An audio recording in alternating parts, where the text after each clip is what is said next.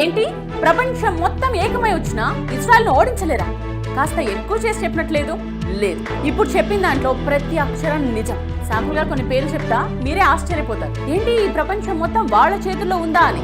Jesus of Nazareth ఒక యూదుడు, Albert Einstein ఒక యూదుడు, కార్ల్ మార్క్స్ ఒక యూదుడు, వ్యాక్సిన్ సూదిని కనిపెట్టింది ఒక యూదుడు, పోలియో వ్యాక్సిన్ కనిపెట్టింది, లుకేమియాకు మందు తయారు చేసింది, హెపటైటిస్ బి మందు కనుగొన్నది, micro processing chip, nuclear chain reactor, traffic lights, optical fibre cable, stainless steel, sound movies, telephone microphone, video tape recorder, polo company, lever streams, Starbucks, Google, Dell computers, Oracle, Baskins and Robbins, Dunkin Donuts, CNN, ABC, Washington post.